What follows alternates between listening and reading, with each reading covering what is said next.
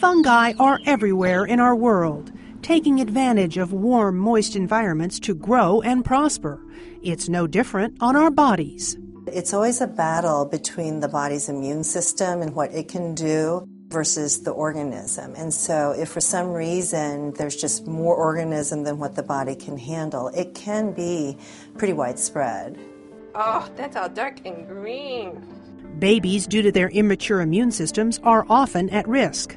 The moist environment of the diaper is particularly attractive to the yeast fungus. If you've tried to treat it with a barrier cream and it's not getting better, or it's lasting for more than 2 to 3 days, or if it's really angry looking and it's in the creases of your child's legs and private area, those are reasons that you might think it's yeast as opposed to something else. When yeast attacks baby's mouth, it's called thrush. Look for small white patches that don't easily wipe off.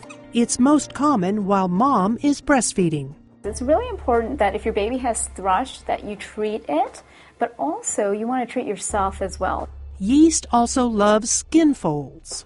Where you have skin touching skin and it gets wet there, usually from sweat, that's where the yeast likes to set up shop. Diabetics tend to be predisposed just because they're just enough immunocompromised, and a lot of diabetics are also overweight, and so they have folds in their skin that trap moisture, and that's just what the yeast loves, is that moist environment.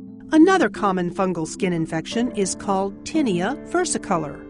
It's called versicolor because it can come in many different kinds of colors, and it takes on this very spotty sort of appearance, kind of like a Jackson Pollock type of painting where you might be splattering paint. It's incredibly easy to kill, but it's incredibly easy to get it again just because it does like particular skin types.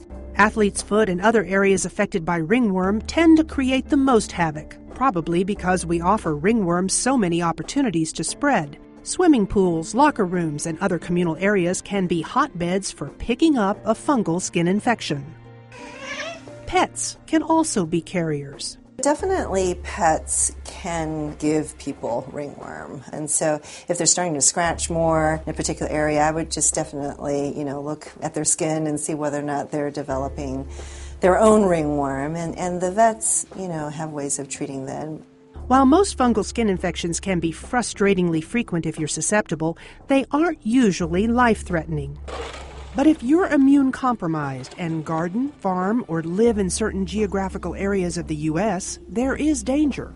There are a lot of bad actors in terms of fungus or fungi, and those can be very deep into the skin. They can even invade into the bloodstream. They can be in your lungs. And people who have intact immune systems, their body can take care of it. That's not a problem. But if your immune system is compromised, then these types of fungal organisms can really set up shop and take root in the body.